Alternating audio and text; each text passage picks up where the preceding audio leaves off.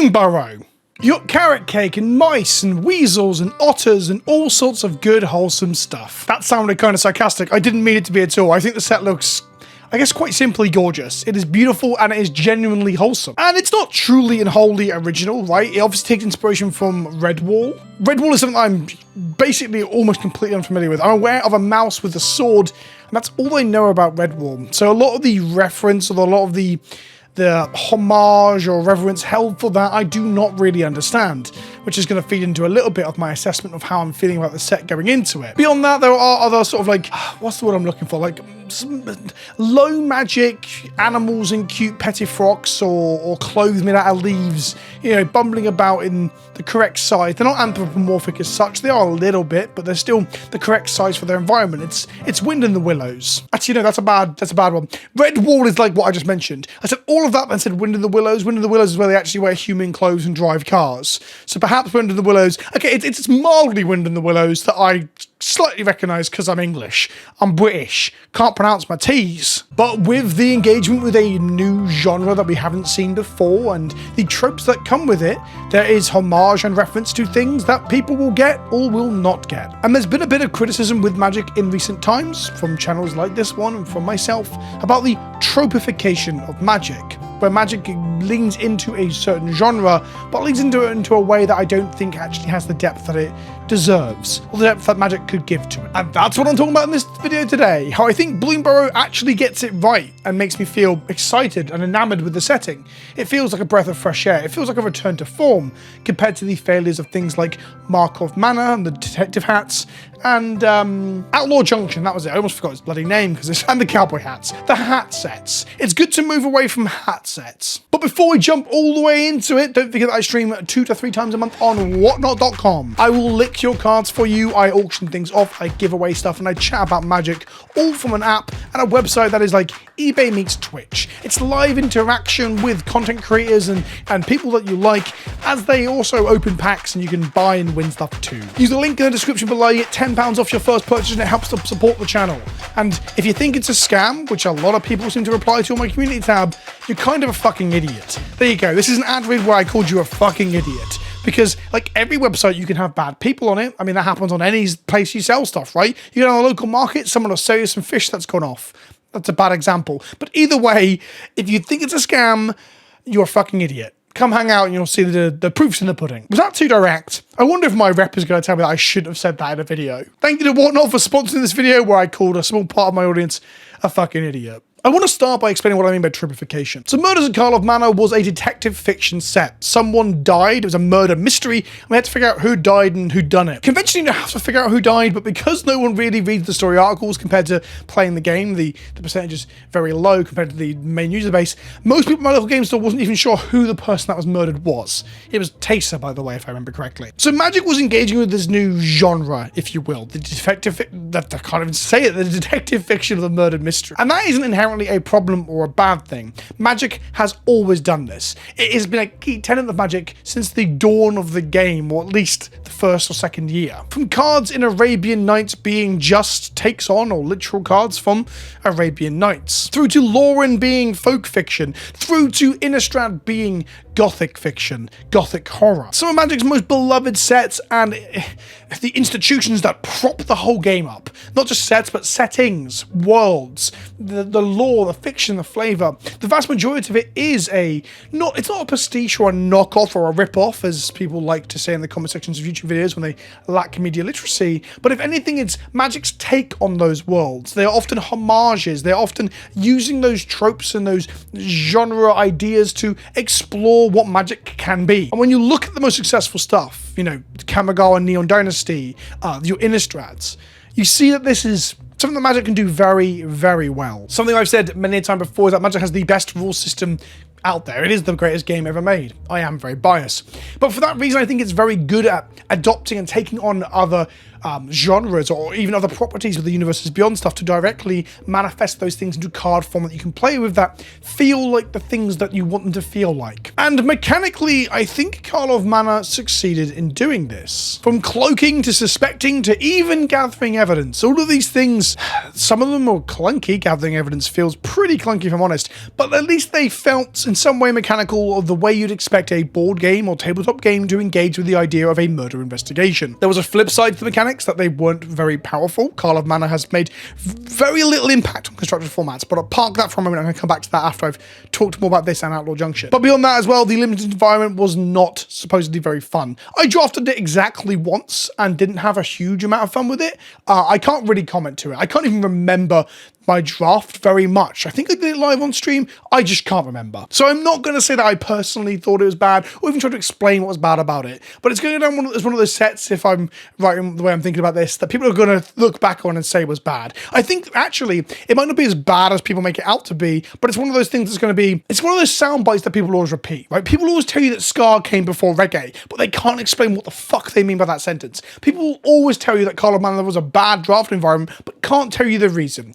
And that's why you go to YouTube to watch videos by people like me, but ironically, in this exact circumstance, I can't explain it. I don't draft that much. But then if we move away from the mechanics for a second, the problem that I had with Call of Mana that I defended for the most part, I think Magic engaging with detective fiction is a good thing. I think the backdrop of using it on Ravnica can be a good thing because the setting is, you know, a famous and important part of Magic. So setting different genre stories in that setting is not necessarily an inherently bad idea. The problem was a lot of the stuff just felt really on the nose. The burdens of proof or the weirds wearing detective hats. Like there is, I don't know what the percentage number is, but it's a high percentage of the creatures in this set are just creatures that have been added the detective keyword, or they've been given a hat, or both.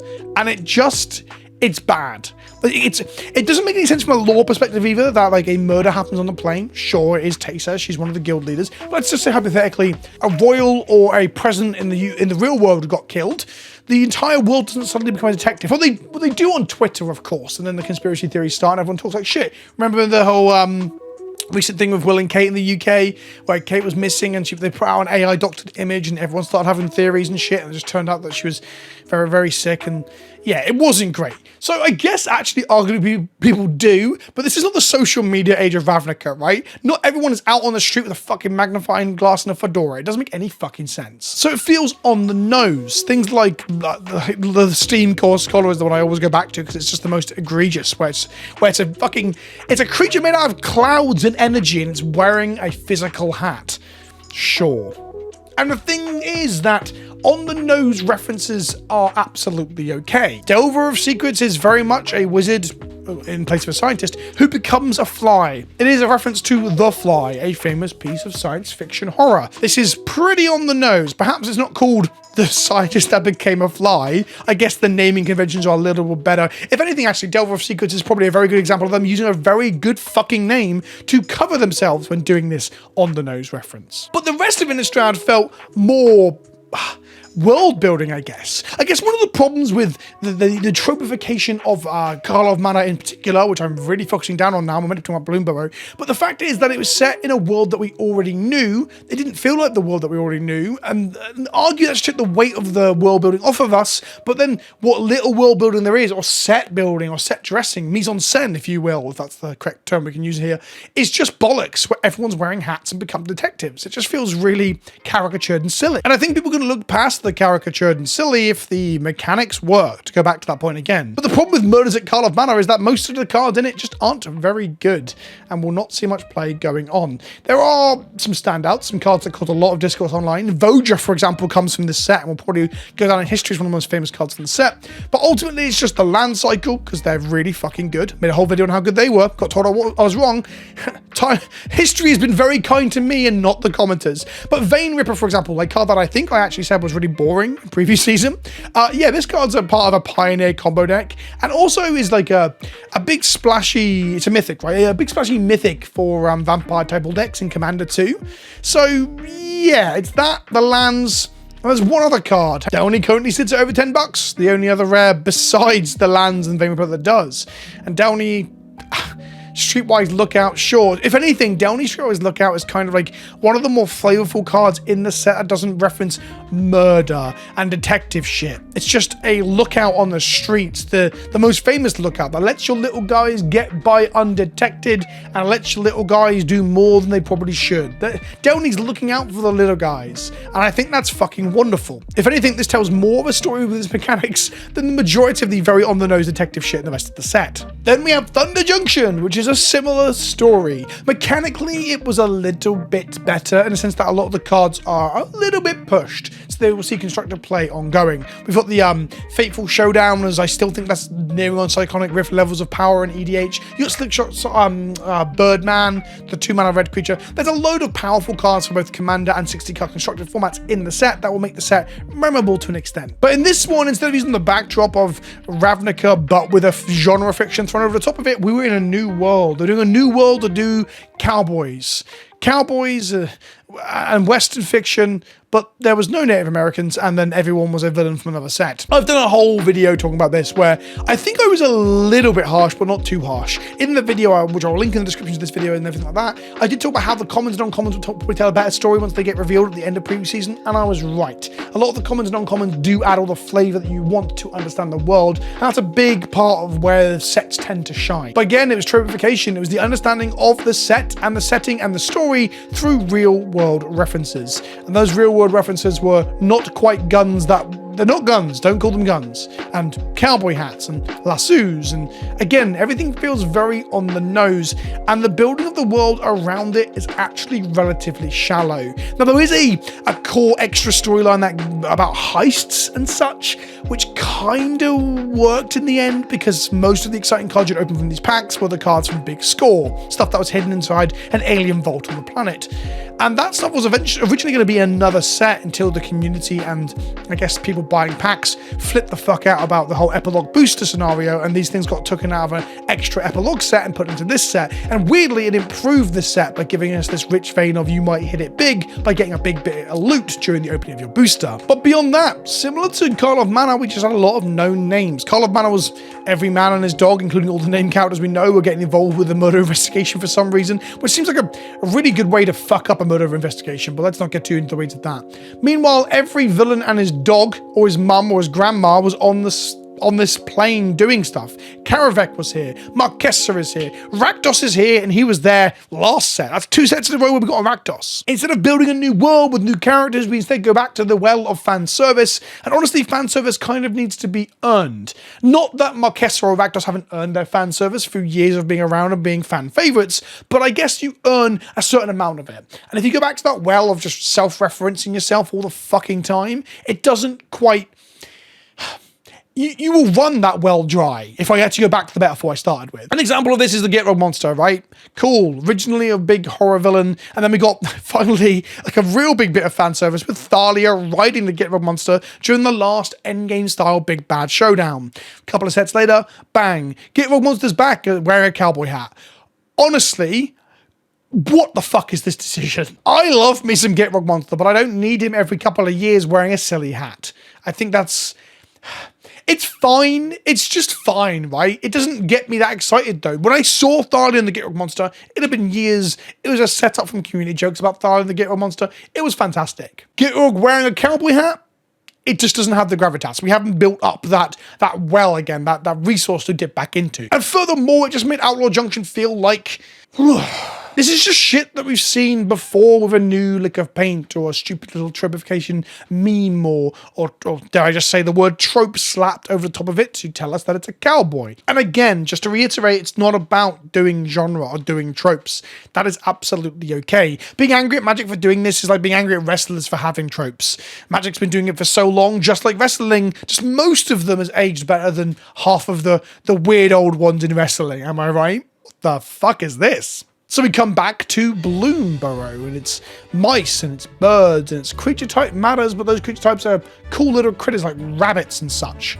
And I I love it. To be super transparent about Bloomburrow, I was not originally that excited going in. I think Duskmorn is more to my tastes and more the kind of thing that I want to see, and Bloomburrow was kind of the thing that I might have been sitting out on a little bit. I'd obviously pay attention to it because it's my job to make videos about magic, but I just wasn't that excited about cute little creatures. I like cute little creatures, but I don't need a set full of them. But then I started seeing it all, and I started seeing just how wonderful the art direction was. Not that the art of Outlaw Junction or Call of Mana was bad, but I do think there was something missing, something, dare I say, shallow about the sticking of hats on random creatures that we are aware of.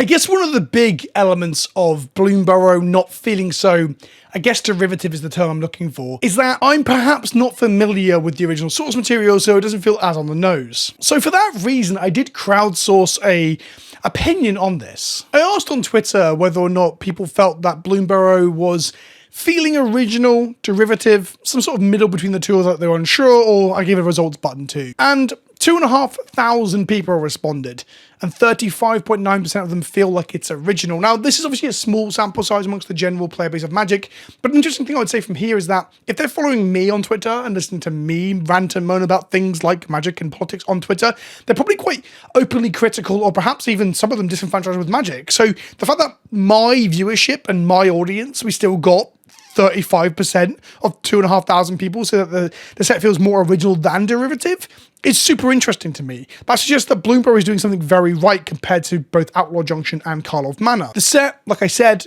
feels like a breath of fresh air when you look at it. It feels something like akin to original Lorwyn. It feels like a new world with new rules and just freshness to explore. I want to understand what these elemental creatures that are wrecking the world are. I want to understand how the squirrels work together and collaborate with snails. The fact that otters themselves are the mechanical identity for the wizard prowess spell slingers is beautiful. I can't even put into words why it's beautiful. It just feels like a really succinct and cute fit that it's original. It's bespoke to Magic and Magic's version of this tropified genre or subgenre, well, I say that because another thing that people pointed out to me is that Red Wall is low magic, right? There's not a lot of magical stuff in Red Wall, where Bloomburrow is like Magic the Gathering. People are manifesting elemental demon snakes and turning turtles into bushes and firing off all sorts of crazy wild spells, because that's what Magic is about. And there was touches of this on the other sets, don't forget, like we had the big rattlesnake worm and the gold vein hydra and stuff like that in OTJ. There were cards that did a lot better than the vast majority of the set to make me feel like I was really looking at Magic with its wild and interesting creature designs. And Bloomburrow is not without criticism, by the way. If we're talking about wild and interesting creature designs, Galewind Moose, a 6-mana 6/6 with flash, flying, vigilance, reach, and trample is some wild power creep for limited.